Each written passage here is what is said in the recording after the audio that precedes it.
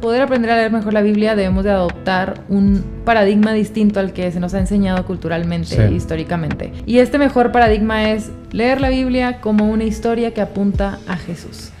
Entonces, esta es una frase muy sencilla, pero realmente tiene varias implicaciones, que es lo que hemos estado platicando. La primera de ellas es que la Biblia es pues una historia que de alguna forma nos habla de Dios, y las personas que la escribieron estaban convencidas que es literatura divina y humana. Es como un trabajo, una sociedad perfecta entre lo divino y lo humano que está buscando transmitir esta historia, ¿no? ¿Y cuál es la historia? Es una historia, y esa es la segunda implicación. Cuenta una historia de redención a través de una figura que es el Mesías. La tercera implicación de todo este paradigma es que toda esta historia, a pesar de que sean diferentes autores a lo largo de diferentes épocas, a lo largo de diferentes estilos literarios, está unificada a través de recursos literarios y está como tratando de transmitir un solo mensaje, aunque sean muchos textos a lo largo de miles de años de escritura. Entonces, también uno muy importante es que es literatura, exacto, para la comunidad. Aprendimos cómo la Biblia fue diseñada para leerse en comunidad y aprenderse en comunidad e interpretarse en comunidad. Para meditarse en comunidad, porque son necesarios los diferentes trasfondos de las personas para poder llegar a su riqueza. Y también, hablando de la riqueza, pues es que tenemos que entender que esta es una historia antigua, ¿no? Y tenemos que como hacer escarbar, y que pasamos 3 episodios hablando de eso, de diferentes convenciones antiguas, diferentes entendimientos, paradigmas que en la antigüedad se tenían respecto de la cultura, de la realidad. Todo eso hay que, para tener una lectura verdaderamente empática, o sea, de ponerse en los zapatos del oyente inicial de aquel entonces, pues tienes que aprender cómo pensaba ese oyente para poder entender un poquito. Entonces, creo que entender que la Biblia es literatura que tiene un contexto que debemos de respetar es súper importante. Entonces, en este caso es un contexto que nos data de miles de años, y que creo que ahí es donde tenemos que hacer un poquito más de trabajo. No tenemos que adoptar esa cultura, sino más bien respetarla, verla de lejos, tratar de conocerla. Exacto, conocerla para poderla ahora sí interpretarla correctamente. Y eso es lo que hoy queremos hacer, ¿no? Queremos platicar de cómo el diseño de estos textos nos puede guiar un poquito hacia cómo leerla y cómo interpretarla. Esta literatura es literatura de meditación judía, que es un estilo literario muy específico de esta cultura y también de la antigüedad. Pero ¿qué significa que sea literatura de meditación? ¿A qué nos referimos con eso? O sea, cómo en el diseño y la composición de la Biblia está hecha para meditar en ella. Y también cómo este principio de meditación hace que el lector tenga que continuar formando hábitos, y esta continuidad de esta práctica va creando va moldeando tu manera de verlo, y te va dando también sabiduría de cómo aplicarlo en diferentes circunstancias de tu vida. Exacto, igual, y vamos a irnos adentrando más, ¿no? Para poderlo descubrir. Muy bien.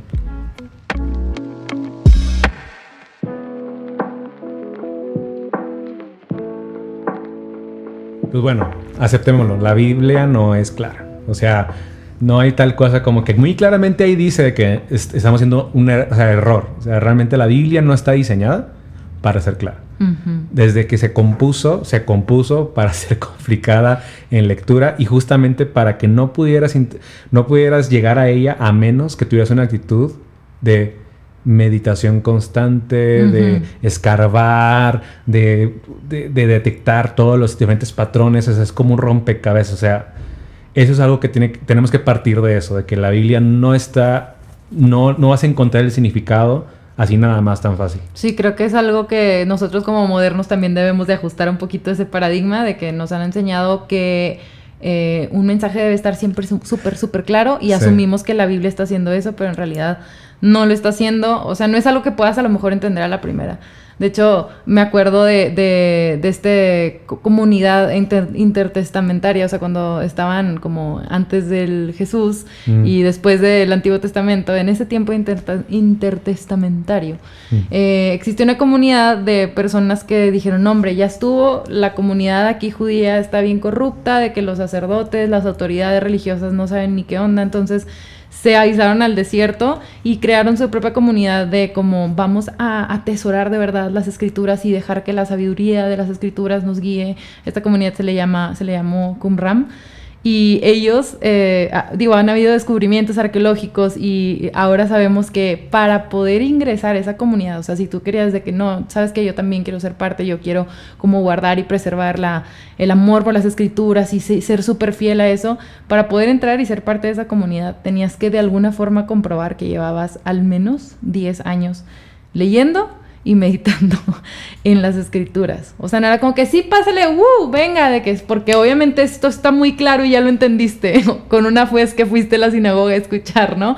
No, o sea, ellos se lo tomaban tan en serio. O sea, era gente que volvemos a lo que estamos buscando de adoptar, ¿no? Que gente que era el oyente inicial. O sea, ellos asumían que esta era una literatura muy compleja que exigía y demandaba meditación constante. Entonces, pues sí, a mí ese ejemplo de esa comunidad, y luego aparte en esa comunidad lo que se dedicaban era que, ok, bueno, los siguientes 20 años de tu vida, día y noche lo que vas a hacer es meditar en este libro, así como si en los 10 años no hubieran sido suficientes, ya que ahora eres parte de lo que vamos a hacer, lo que resta de nuestra existencia es seguir meditando. Entonces, si ellos, que fueron los oyentes principales, o más bien no principales, sino los oyentes originales, la leían así, porque nosotros queremos como reducir su complejidad, y no estoy diciendo que creemos en una comunidad y nos vayamos al desierto, no, ¿verdad? Sí, no. Pero porque queremos reducir su complejidad a algo simple, y que bueno, sí puede ser simple, vamos, el mensaje principal es simple, pero de la manera en la que está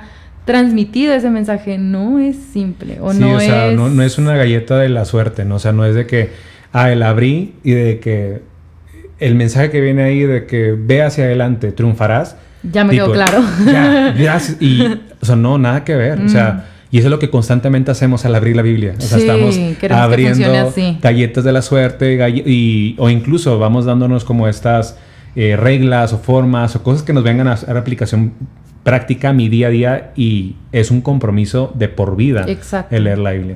De hecho, creo que vamos a ser más claros con cómo está compuesta la Biblia y cómo es lectura de meditación como tal. Algo que creo que nos puede ayudar es de cómo está compuesta y es compleja. Al principio de siglo, ahí en Pompey, los arqueólogos encontraron como un palíndromo en latín, que es como un acertijo, donde tiene 5 palabras en latín, donde no importa cómo lo leas, es las mismas palabras si lo lees de adelante hacia atrás, de atrás hacia adelante, si lo lees hacia abajo, hacia arriba, etcétera. O sea, todo es como un rompecabezas o un acertijo. Pero lo que me llama la atención es que al final tiene un mensaje dentro de ahí. O sea, se le conoce como el cuadro de Sator, y básicamente es que es una cosa muy simple porque habla nada más de...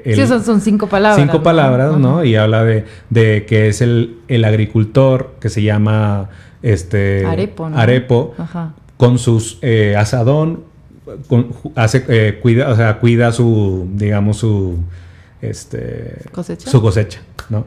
Y básicamente es lo que dice el acertijo. Pero lo más interesante es que no nada más te dice el sembrador, ¿cómo se llamaba? Arepo, con cuidado de que usa su asadón, ¿no?, para su cosecha, sino que estaba formado de tal manera que es compleja la forma en la que está expresando ese mensaje. Exacto. ¿Sí me explico? Sí. Entonces, y a la vez, pues algo muy simple, pero a la vez es complejo.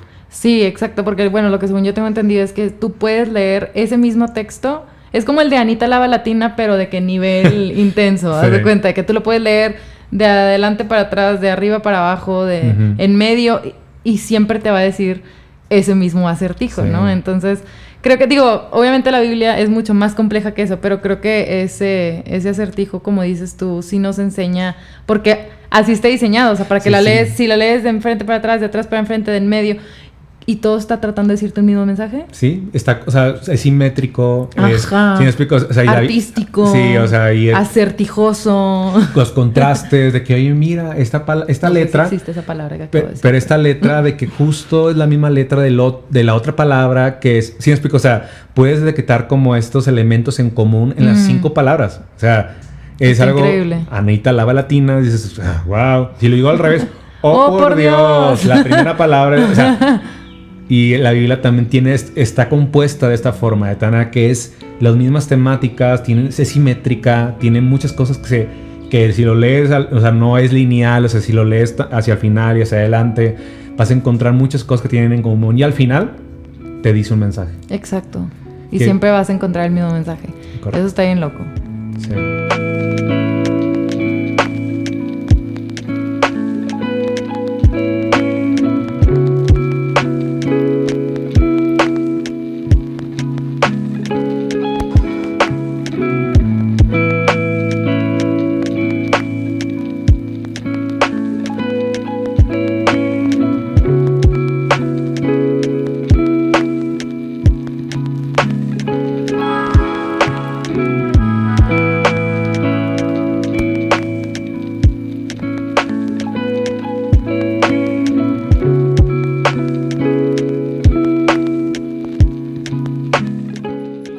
Bueno, estamos hablando de justo que la Biblia es literatura de meditación. Entonces, bueno, ¿qué es meditación? Pues vamos a ver para los autores de la Biblia qué significaba meditar. En su lenguaje, qué significaba meditar. Entonces, dentro de la Biblia, donde se utiliza la palabra meditar, es en Salmos 1, incluso lo podemos leer. Dichoso el hombre que no sigue el consejo de los malvados, ni se detiene en la senda de los pecadores, ni cultiva la amistad de los blasfemos, sino que en la ley del Señor se deleita, y día y noche medita, que es Hagá, en ella. Es como el árbol plantado a la orilla de un río, que cuando llega su tiempo da fruto, y sus hojas jamás se marchitan, todo cuanto hace prospera. También recuerdo que el versículo de Josué, que algo se parece que lo dice, igual también lo podemos leer. Sí. Dice Josué 1:8, recita siempre el libro de la ley y medita, que es exactamente esta misma palabra, Hagá, en él de día y de noche. Cumple con cuidado todo lo que en él está escrito. Así prosperarás y tendrás éxito. Y aquí no es algo que estamos diciendo nosotros, sino que dentro del mismo texto te dice cómo debes de leer el texto. Sí, está bien loco, son como el instructivo. Y aquí está de que vas a meditar. O sea, esto que te acabo de dar anteriormente, esta Torah, es para que medites en ella. Entonces, ¿qué significa meditar? ¿Qué significa esta palabra Hagá? Ok, en el hebreo Hagá funciona como una onomatopeya, o sea, es una palabra cuyo sonido te recuerda a lo que estás tratando de definir. Y en otras instancias, en la misma Biblia, se utiliza para hablar, por ejemplo, del sonido de las palomas, cuando están como que...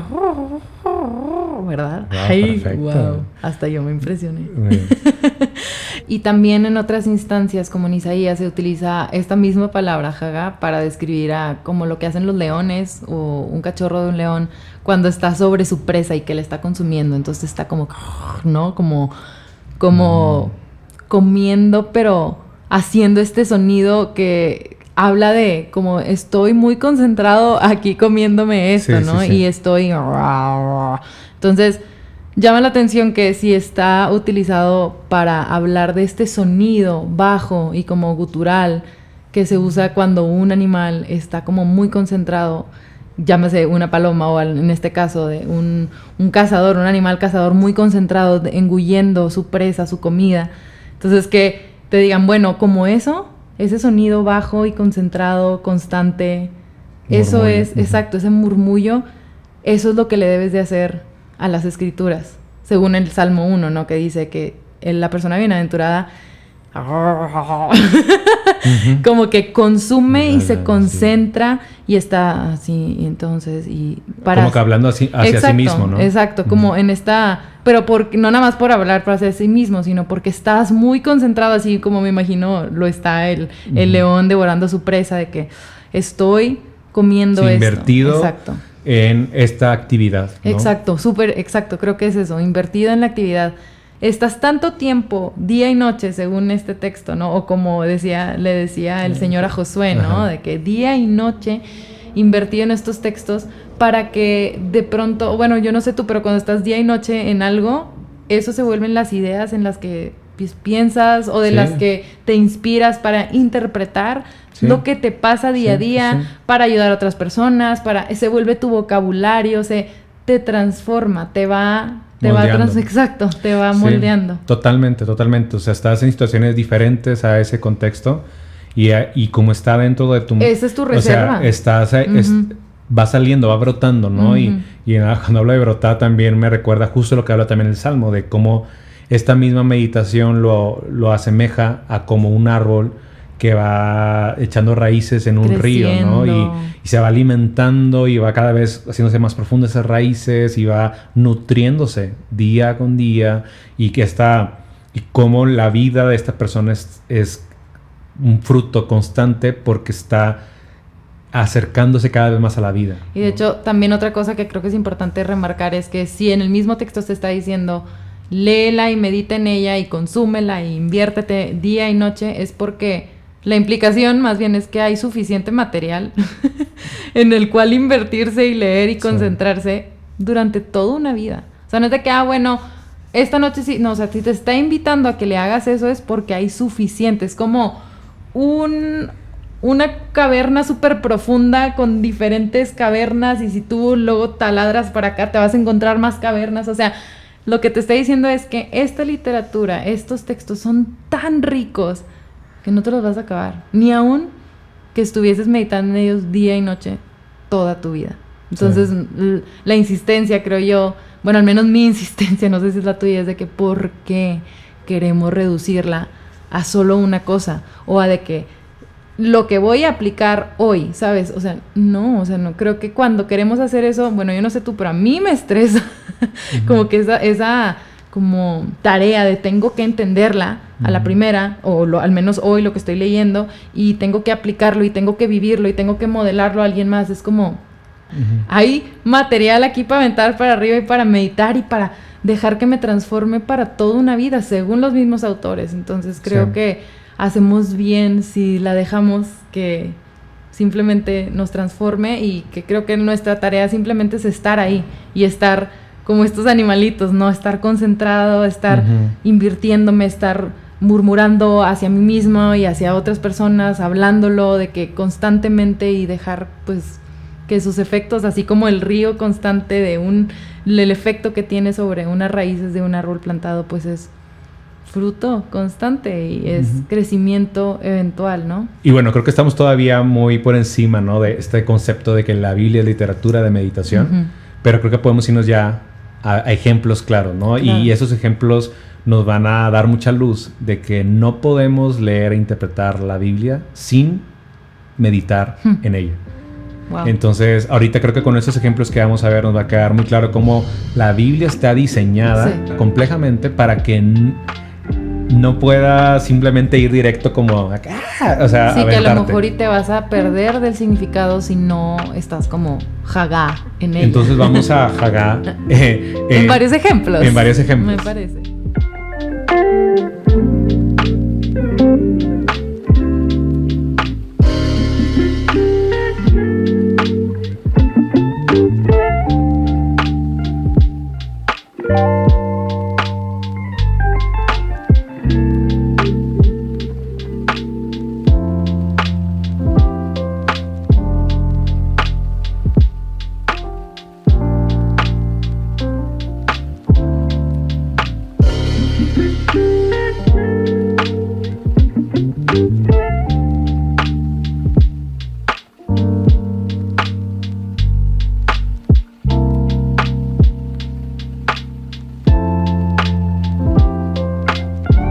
Ok, un ejemplo de esto, para ponerlo ya más práctico en el texto, es la historia de Caín y Abel y su relación con la anterior historia de Adán y Eva. Creo que es importante transmitir también que para los autores de la Biblia, la matriz a través de la cual como que interpretaban o diseñaron todos los demás textos es Génesis. O sea, los primeros capítulos de Génesis, lo que nosotros hoy entendemos como Génesis del 1 al 11. Entonces, pues creo que lo mejor es poderlo leer. Génesis 4, a partir del versículo 3. Tiempo después, Caín presentó al Señor una ofrenda del fruto de la tierra. Abel también presentó al Señor lo mejor de su rebaño, es decir, los primogénitos con su grasa. Y el Señor miró con agrado a Abel y a su ofrenda, pero no miró así a Caín ni a su ofrenda. Por eso Caín se enfureció y andaba cabizbajo. Entonces el Señor le dijo, ¿por qué estás tan enojado? ¿Por qué andas cabizbajo? Si hicieras lo bueno, podrías andar con la frente en alto, pero si haces lo malo, el pecado está a la puerta para dominarte. No obstante, tú puedes dominarlo. Y Caín habló con su hermano Abel, y cuando estaban en el campo, Caín atacó a su hermano y lo asesinó. El Señor preguntó a Caín, ¿dónde está tu hermano Abel? No lo sé, respondió. ¿Acaso soy yo el que debe de cuidar a mi hermano? ¿Qué has hecho?, exclamó el Señor. Desde la tierra la sangre de tu hermano me reclama justicia. Por eso ahora quedarás bajo la maldición de la tierra, la cual ha abierto sus fauces para recibir la sangre de tu hermano que tú has derramado. Cuando cultives la tierra no te dará sus frutos y en el mundo serás un fugitivo errante. Está fuerte. Sí. Como que me metí de más en la historia. Pero creo que esa es la idea, ¿no? Entonces, cuando nosotros meditamos y seguimos el diseño de la literatura de meditación, vamos a notar ciertos como parecidos con las historias, ya sea anteriores o posteriores a estas historias. En este caso, la historia anterior a esta historia de Caín y Abel es la de Adán y Eva. Y vemos cómo habla acerca de cuando Caín está hablando con Dios, Dios le dice que ten cuidado, el pecado está a la puerta y quiere dominarte. Entonces hay otras versiones que justo dicen que el pecado está a la puerta al acecho, ansioso por dominarte. Entonces hay otras versiones en inglés que justo hablan de como si el pecado fuese una bestia, como si fuera un animal salvaje que quiere acechar, que está acechando, está nada más viendo a ver por dónde se mete para dominarte. Y de hecho justo esta palabra dominarte es la misma palabra que en Génesis 1 se usa para describir la tarea del hombre y la mujer como humanidad, de dominar la tierra, de esparcir, de cultivarla, de hacerlo más, o sea, de utilizar los recursos para multiplicarlos, ¿no? Entonces aquí está hablando de cómo el pecado es como un animal acechante que quiere venir y hacerte lo que tú se supone que debías de hacer a la tierra y a la creación, ¿no? De que dominar, a sacar el provecho, ¿no? Y hacerte ir en contra de como la instrucción de Dios, de lo que Dios está estableciendo y hacer como lo que es mejor para tu propio entendimiento, entonces, deseo. ¿A qué nos está sonando? ¿En qué otro momento de la historia ha habido un animal que está acechando al ser humano, a la humanidad, para como dominarlo? La serpiente, ¿no? O sea, vemos que en la historia de Adán y Eva está esta serpiente y luego, pues no sé, existen estas preguntas, ¿no? De que, ¿qué está haciendo ahí una serpiente? Cuando leemos de esta manera, estamos entendiendo, o sea, de que, bueno, el pecado y la serpiente debo de verlos como paralelos, como esta fuerza indescriptible que quiere venir a acecharme y dominarme y hacerme lo que yo se supone que fui creado para hacer, ¿no? Eso está súper, súper cool. Y luego vemos también cuando le dice esto, o sea, como que tiene esta oportunidad de hablar con Dios. En el caso de Adán y Eva, ellos están en diálogo con la serpiente, ¿no? Acá Caín tiene la oportunidad de estar en diálogo con Dios. Pero en esos diálogos, ambos personajes tienen que tomar una decisión. Eva, sobre si tomar o no el fruto, de si obedecer a Dios o a esta sugerencia de esta bestia acechante. Y Caín tiene la decisión de decir, no, pues voy a hacer lo que Dios me acaba de sugerir. Estoy enojado, pero... Exacto, pero puedo dominarlo yo a esto que está al acecho, que está así, que ofreciéndome esta oportunidad de ceder ante mi enojo. Corte A, Caín le habla a su hermano, lo invita al campo y lo mata. Entonces vemos que en ambos casos tomaron una decisión. La decisión de hacer, en el caso de Caín y Abel no vemos mucho detalle, pero si estamos comparando y meditando en ambas historias, vemos que lo que pasó con Adán y Eva, dice que entonces Eva miró el fruto y vio que era de buen parecer y que era deseable para alcanzar sabiduría, se le antojó, o sea, le pareció bueno hacer lo que Dios había definido como malo, ¿no? Entonces creo que si rellenamos este hueco que está faltante aquí en la historia de Caín y Abel con lo que ya sabemos que pasó, o sea, Caín está definiendo como, pues no, o sea, esta persona se está interponiendo entre mí éxito, de yo ser aceptado. ¿Y qué puedo hacer? Puedo obedecer a Dios, puedo hacer lo que me acaba de sugerir, o puedo matarlo. Decido matarlo. Entonces como que vemos como que la continuación de lo que hicieron Adán y Eva no fue nada más tomar de lo que sea que haya sido un fruto de que, ay, ¿por qué eso fue tan malo? No, o sea, creo que si ponemos estas dos historias en paralelo y meditamos, estamos hablando de una decisión muchísimo más como fuerte de decir de que yo quiero hacer lo que a mí me parece bien. Y lo que están diciendo los autores de la Biblia es, lo que a ti te parece bien es destrucción para tus semejantes. O sea, siempre termina en destrucción para tus semejantes, en muerte y en destrucción para ti mismo, como lo vimos tanto en el caso de Adán y Eva, que les produjo maldición y exilio, y en el caso, y a la tierra también, exacto, no nada más a ellos, sino a la tierra, y en el caso de Caín y Abel también, que a Caín lo que le sucedió fue maldición de la tierra, de hecho es lo que dice aquí, quedarás bajo la maldición de la tierra y exilio, o sea, apartarse de la presencia de Dios, como les pasó a los habitantes del jardín. También otra cosa que les dice exactamente con las mismas palabras es, después de haber cometido eso, bueno, antes les pregunta que Adán y Eva les preguntan, ¿dónde estás? ¿Dónde están? Y a Caín le dice que, ¿dónde está tu hermano? ¿Acaso soy guarda de mi hermano? Exacto, en ambos casos, ambos personajes de ambas historias responden como tratando de sacarse de, o sea, no decir de que sí, acabo de matar a mi hermano, no, que sí, aquí ando, acabo de comer del árbol que me dijiste que no, de que estuvo muy mal, no sé, ¿no? O sea, fue que, no estoy, ¿dónde estoy? Estoy escondido. Es que te escuché y tuve miedo. Sí, exacto. Y luego, y en el caso de Caín, pues fue de que, ¿dónde está tu hermano? Y que responde, ¿no? Dice que sí, lo acaba de matar, le dice que, pues no sé, ¿acaso yo debo de saber en dónde anda todo el tiempo? Eso es lo que tengo que ir a hacer. O sea, vemos en ambos casos esta renuencia a hacerse responsable de lo que acaban de hacer, ¿no? Y que para los autores de la Biblia, si los estamos meditando estas dos historias, es como que justo el ceder ante este animal que está al acecho, te hace parecerte a él también. Te hace parecerte a él y te hace perder como, no nada más lo que tú debías de hacer, que fuiste creado para hacer, sino esta distorsión, o sea, tú ya, la voluntad tuya y la voluntad de Dios ya no hay parecer, o sea, ya, y es peligroso, ¿no? O sea, de que eso, por eso la decisión vemos como, ay, ¿por qué los desterró? Porque una persona así, en contra de los planes de Dios, de que, ¿cómo? ¿No? Y también como exactamente la misma frase, ¿no? De cuando ya se descubre la verdad, es de ¿qué has hecho? Exacto, la misma palabra, las mismas palabras, palabra por palabra es ¿qué has hecho? Entonces yo creo que en esa, ahí es cuando ya si no se nos alertaron todas las otras cosas que hemos estado meditando ahorita, creo que esas mismas palabras es como, oye, pues están exactamente igual repetidas. ¿Acaso debo de estar haciendo algo con estas dos historias? La respuesta es sí. No nada más estar pensando en, es que después de Adán y Eva siguieron Caín y Abel y después de Caín y Abel siguieron... No, es, a ver, voy a tomar estos elementos repetidos, compararlos, contrastando en qué se parecen, en qué no se parecen y qué puedo aprender.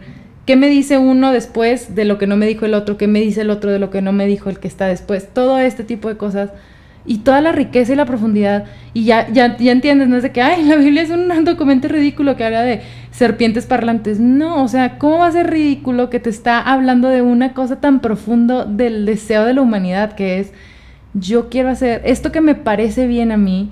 Cómo esto termina en decadencia, en corrupción, en destrucción, en injusticia. O sea, los autores de la Biblia te están diciendo justo por confiar más en ti mismo que en lo que la instrucción divina estaba dando.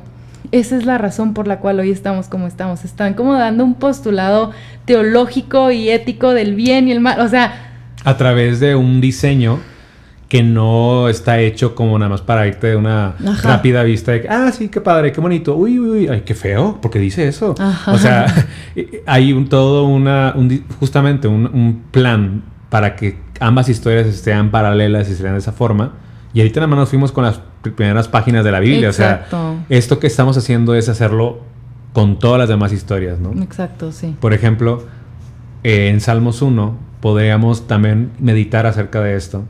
Dichoso el hombre que no sigue, halak, camina, el consejo de los malvados, ni se detiene, o sea, permanecer, establecerse en la senda de los pecadores, ni cultiva, que en hebreo es yasaf, sentarse o morar, la amistad de los blasfemos, sino que en la ley del Señor se deleita y día y noche medita en ella. Es como el árbol plantado a la orilla de un río que cuando llega su tiempo da fruto y sus hojas jamás se marchitarán. Todo cuanto hace prospera. Entonces puedes tú nada más verlo y que qué bonito. O puedes verlo y decir, ¿a qué se referirá de que dice sus hojas jamás se marchitan? ¿No? Y puedes irte como que muy a una frase y te clavas con esa oración. Pero con lo que estamos haciendo ahorita es verlo como estos bloques, ¿no? De cómo se van repitiendo y esas temáticas. Uh-huh. Y justo en la primera parte que dice, dichoso el hombre que no sigue el consejo de los malvados, ni se detiene, ni cultiva. O sea, es una progresión de alguien que comienza primero como de lejos, siguiendo, y luego ya como que se detiene a observar el camino de los malvados y como detenerse a contemplar las propuestas de lo que va fuera de la voluntad de Dios. Y luego dice, y que cultiva, o sea, que ya te asientas y comienzas ya a murmurar, a hacer murmullos, a meditar en el camino de la maldad, en el que va contra de la verdad de Dios. Entonces, cómo esto lo está contrastando o sea, compara a estos dos personajes con el otro que no, sino que en la ley del Señor se deleita, y en lugar de meditar en otra voluntad, medita en la voluntad de Dios. Entonces, está contrastando el mismo autor estos dos bloques, y me llama la atención cómo hay una progresión de lo que está a la derecha de sigue, no se detiene y cultiva, es exactamente lo mismo. O sea, es maldad. O sea, es algo que va en contra de lo que Dios establece. Es algo que a ti te parece correcto. Es decir, irte por tu propia pasión, irte por lo que crees que es lo correcto, ¿no?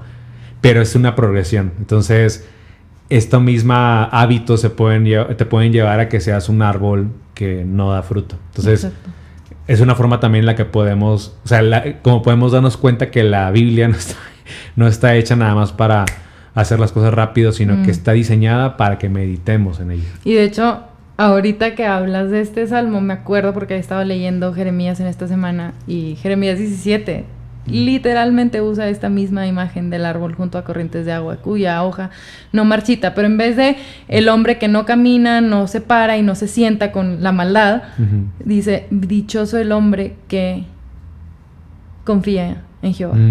O sea, está comparando, o sea, si comparamos, porque vamos a hacer lo mismo que hicimos con Adán y Eva y Caín y Abel, ¿no? O sea, que es exactamente la misma imagen. Entonces digo, ¿dónde escuché eso? En Salmo 1, perdón.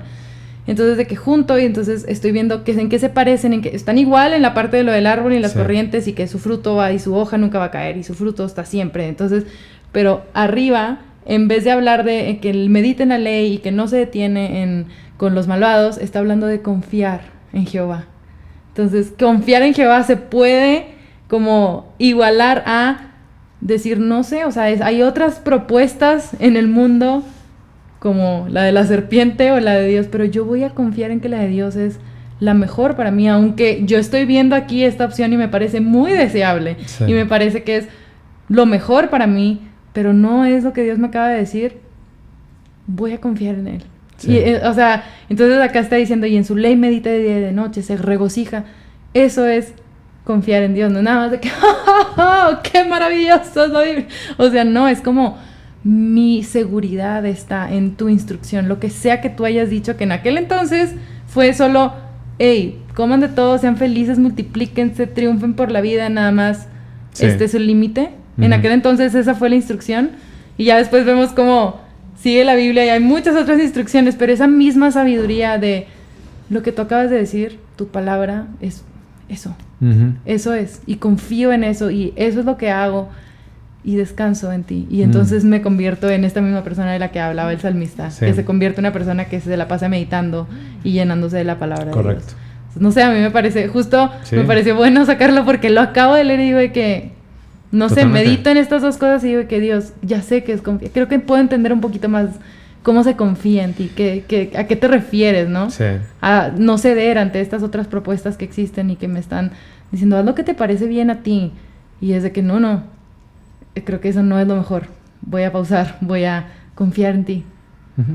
Y obviamente eso está en la mente de los autores. O sea, Jeremías los autores estaban saturados de la Torá, entonces, y eran conocidos para ellos todos estos tipos de imágenes y demás. Por eso no es casualidad que los veas estas mismas repetidos, porque justo es su intención contrastarlos, compararlos y ponerlos en una situación de contraste. Exacto, justo para aprendizaje, sí. Y de meditación. Para meditación. Uh-huh. Y creo que hablando de justo ahorita lo que dices tú, como los autores son intencionales cuando están escribiendo, creo que otros ejemplos que hacen que la Biblia sea literatura de meditación es que luego usan diferentes estilos literarios o recursos literarios para transmitir sus historias, porque de alguna forma te están diciendo de que es importante que no nada más sepas qué pasó, sino que también medites de esto poéticamente o de manera como proverbial o así. Entonces, un ejemplo súper claro de ello es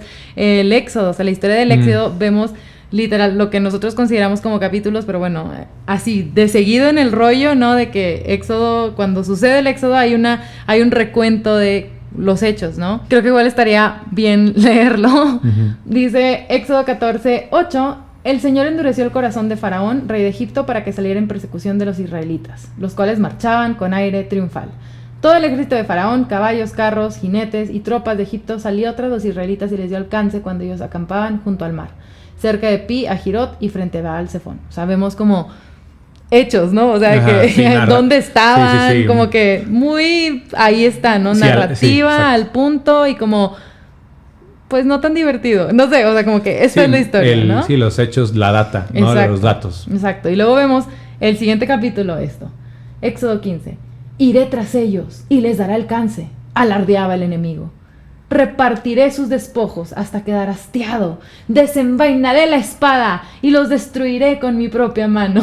Éxodo 15 es un recuento poético de lo que justo acaba de suceder en Éxodo 14, que vimos de que sí, aquí estaban, avanzaron, se sentían muy confiados, fueron a hacer esto, pero te lo está repitiendo como teatral, como poético, para que hacer mucho hincapié en justo como, bueno, en este caso de que la vergüenza que estaban a punto de pasar, se sentían bien seguros de que sí, me voy a hastiar de sus cadáveres o lo que sea, de sus despojos y de que yo voy a ser victorioso. Espera lo que está a punto de pasar, ¿no? Siguiente ejemplo de la misma historia, Éxodo 14:21 dice: Moisés extendió su brazo sobre el mar.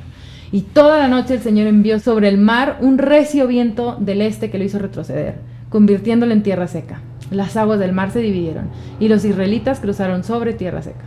El mar era para ellos una muralla de agua a la derecha y otra a la izquierda. Y vemos en el recuento poético: bastó un solo soplo de tu nariz para que se amontonaran las aguas. Las olas se irguieron como murallas. Se inmovilizaron las aguas en el fondo del mar. Vemos este recurso como más poético y que te está invitando, o sea, esta repetición, es una repetición de la misma historia, sí, pero con otras palabras, un soplo de tu nariz. Acá te dice, sí, Moisés extendió el brazo y el Señor envió un viento recio, pero los poetas acá dijeron, no, en realidad, como era Jehová el que lo hizo, de que un soplo de tu nariz, de que... Fue suficiente. Exacto, o sea, y tú dices, ¿cómo? ¿Un soplo de nariz? Entonces, tipo, no, sí, o sea... Dios tiene nariz. Es esta repetición poética que está buscando como activar nuestra imaginación y claro, que nos vayamos justo de que, como que con las dos versiones del mismo hecho y que nosotros también nos inspiremos y nos quede así pensando de que, oye, no nada más, esta historia es muy importante porque fue el momento en que Dios rescató al pueblo cuando ya, o sea, y fue por la mano de Dios y no por nada que el pueblo haya hecho. Entonces, lo repito porque es muy importante, pero también ¿cómo me provoca a mí esto? O sea, si te fijas, la primera parte es como muy sin emociones y la segunda parte es como te despierta esas emociones, que yo creo que también está diseñado para eso, o sea, para que inspirar en el pueblo este cántico triunfal de victoria, de que emoción de triunfo de lo que Dios, por la salvación que Dios acaba de realizar. Y un último ejemplo del mismo texto, el Éxodo 14:27 dice: Moisés extendió su brazo sobre el mar y al despuntar el alba, el agua volvió a su estado normal. Los egipcios en su huida se toparon con el mar y así el Señor los hundió en el fondo del mar. Éxodo 15:4 dice: el Señor arrojó al mar los carros y el ejército de Faraón. Hay un cántico ahí que todos no sabemos, ¿verdad? Los mejores oficiales egipcios se ahogaron en el mar rojo. Las aguas profundas se los tragaron. Como piedras se hundieron en los abismos. Y luego dice el versículo 9 más adelante: pero con un solo soplo tuyo se los tragó el mar. se hundieron como plomo en las aguas turbulentas. Vuelve a lo mismo, esta repetición, esta poesía está buscando que nos quedemos con eso, que en aquel entonces el oyente israelita típico se lo pudiera memorizar de que, hey, existes todavía porque Dios te salvó. ¿Cómo te salvó? Aprende este cántico. Que esté como que activando también tus emociones, tu imaginación, la nariz, las murallas tus de sentidos, agua, todo, o sea, porque no nada más, o sea, esta historia es tan importante y quiero que defina tu vida y tu identidad como nación y como persona, que te la voy a poner 2 veces seguidas en todos los estilos posibles para que te quedes meditando en ella y que ella te transforme.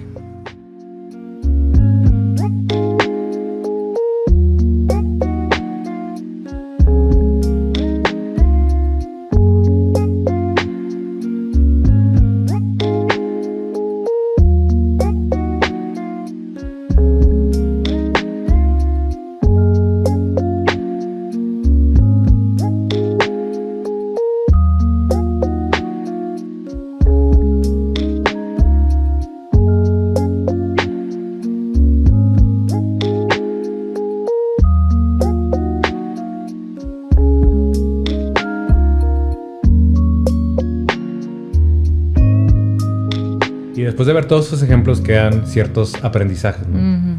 Uno de esos aprendizajes es que la Biblia es compleja. Ya lo dijimos. Se tenía que decir y se dijo. O sea, es compleja, no está hecha. Es bien importante eso. No está hecha para ser entendida la primera. Está hecha, y eso es también un concepto mental que tenemos que tener al acercarnos a la Biblia, es que está hecha como un origami, está hecha como un palíndrome, está hecho como un enigma y es simétrica. O sea, de tal manera que debemos de acercarnos pensando en que las respuestas no necesariamente están ahí, sino que pueden estar más adelante, más atrás. O sea, hay cosas que debemos de meditar y conectar con puntos de historias hacia adelante o hacia atrás o en medio, etcétera.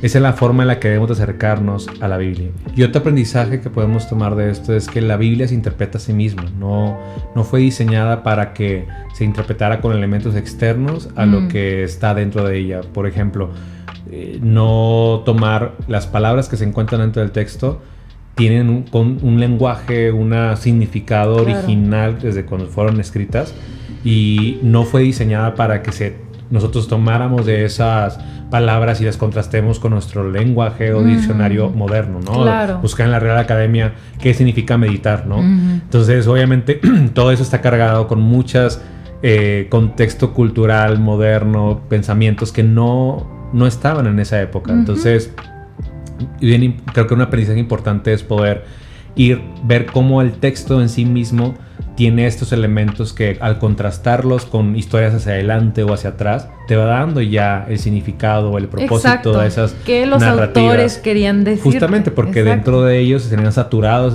esa palabra, entonces lo hacían con ese propósito. Sí, exacto, que si nos vamos al ejemplo que dimos de meditar, o sea, Hagá es una actividad que hacen los animales cuando comen muy concentradamente.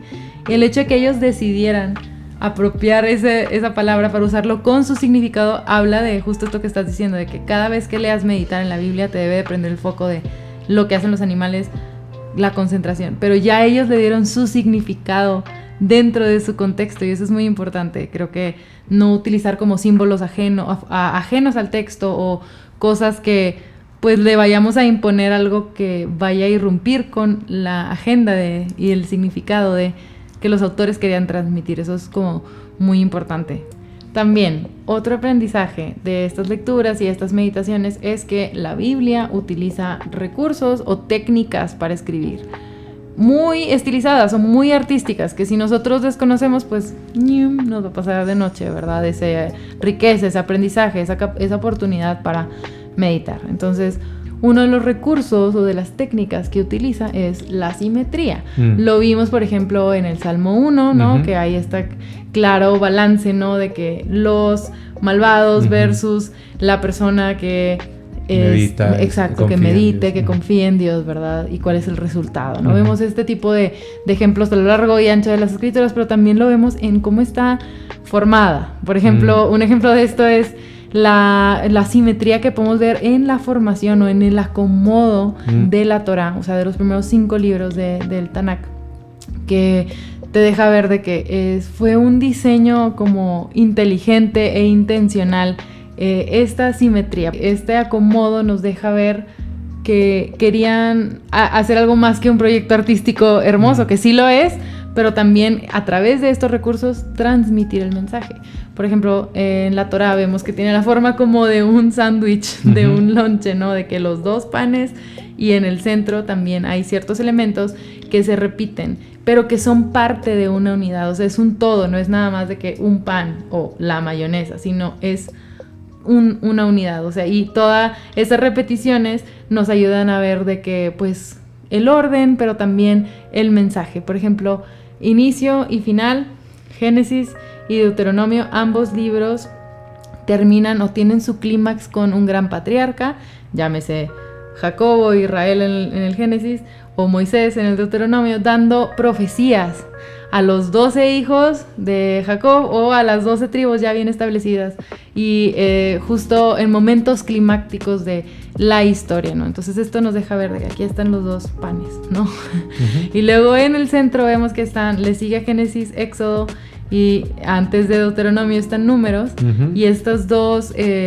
unidades, los 2 quesos, o es las 2 embarradas de mayonesa, ¿no? O sea, vemos que se relacionan al grado de, es como una inversión. Por ejemplo, en Éxodo salen de Egipto y pasan por ciertas pruebas, que si no hay agua, que si el pueblo murmura, que si Moisés dice, uh-huh. Ya no quiero dirigir al pueblo, que si luego se enfrentan con Amalek y Dios los libera, uh-huh. Y luego llegan al Sinaí, están ahí pasa Levítico, y luego después, cuando salen en Números, haz de cuenta que empiezan a pasar las mismas cosas en los mismos lugares que pasaron en Éxodo, pero de manera invertida. Obviamente no regresan a Egipto, pero sí se topan al final con un enemigo del tipo de Faraón que quiere maldecirlos, que es el rey de Moab, Balac, porque se siente intimidado por sus grandes números como Faraón en un principio. Entonces hay esta inversión y hay esta clara como repetición y patrones, que tú lees el libro de Números y parece que ¿qué onda? Porque está acomodado para que pueda ser simétrico. Y todo esto, este sándwich al final tiene en el centro, pues Levítico, que tú dices, ¿cómo ese es el centro? ¿Por qué ese libro raro es el centro? Bueno, en el centro de ese libro es la parte del día de la expiación. Entonces, como que todo está tan acomodado, tan bien, tan simétrico, que justo esa simetría está también ayudando a transmitir el mensaje. Y eso lo vemos a nivel macro y también a nivel micro. En todas las historias también están realizando simetrías a un nivel impresionante y asombroso, que tú dices, obviamente esto es parte del diseño, y quieren que esta repetición y esta simetría me haga meditar. Otro recurso es también la repetición de palabras, eso lo hemos dicho y repetido, valga la redundancia, en varias instancias, pero es importante, es otro recurso muy utilizado. También otro recurso muy utilizado, otra técnica, es justo el omitir detalles, el ser como escuetos, justo porque pues no había tantos recursos, también había que ser económicos en este tipo de literatura que se iba a pasar de manera oral, sí, claro. ¿Verdad? Te tenías que memorizar, pero también era parte, o sea, estos huecos, estas inconsistencias, estas faltas de detalle son para que tú te inviertas en la historia y tú te preguntes, por ejemplo, en el caso de Caín, de que ¿qué hubiera hecho yo si a mí no me hubieran aceptado? ¿Por qué no lo aceptó? ¿Acaso es Dios injusto? Entonces, es una técnica, de verdad, es una de las principales técnicas utilizadas por los autores para lograr que se active esta parte de que el lector participe, no nada más de que si tú dime qué hacer y de que sí, qué es lo bueno, qué es lo malo, sino que tú estés participando también en la historia a través de la carencia de detalles. Entonces estos son al menos 3 recursos literarios o técnicas literarias que se utilizan y que son parte de este diseño, de este estilo de meditación que es la literatura bíblica. Y con todo lo que estamos diciendo, o sea, autoaprendizaje, es que pues el autor está asumiendo pues, mucho del lector, ¿no?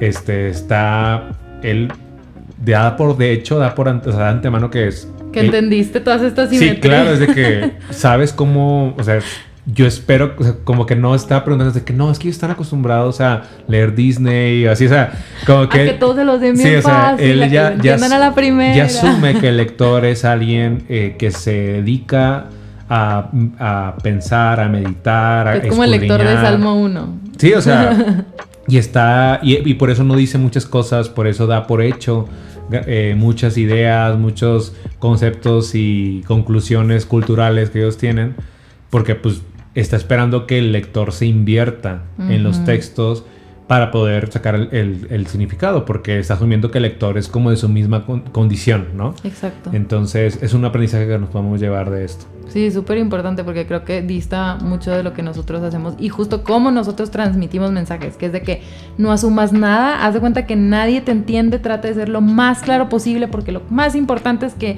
nadie se vaya sin no entender. Y acá haz de cuenta que es totalmente lo contrario, es de que entre más te vayas sin entender, más voy a poder hacer que medites. Más en ti voy a formar hábitos. Exacto. Voy a formar esa capacidad de preguntarte, de cuestionarte, de meditar, de reflexionar. O sea, como si de cierta forma el propósito de que fuera tan complejo es desarrollar personas más pensantes, más reflexivas, más maduras, que no se van con lo primero que ven, sino que como son sabias, prudentes, o sea, como que... Y es parte del diseño, o sea, es parte del propósito por el cual está hecho así. Sí, es una literatura que te va a invitar a participar, no se va a poder de que, todo me va a quedar de que muy claro a la primera, sin que yo participe meditando o haciendo preguntas o después cambiando mis preguntas. O sea, es una lectura que está diseñada, es muy densa, es compleja, es difícil, pero porque quiere que participes y te inviertas en ella. Y yo creo que eso habla de que es literatura y es arte bien hecho. O sea, creo que yo lo he experimentado, no sé tú, con cosas que vemos incluso hoy día o que escuchamos, que es de que cuando no te lo dicen todo, sino que están esperando que participes tú y que tú rellenes los huecos y que es de que, y luego lo que no te imaginabas que iba a suceder, de que sucede, y es de que todo está planeado y todos los recursos, o sea, esos son productos, ya sea películas, series, libros que te marcan.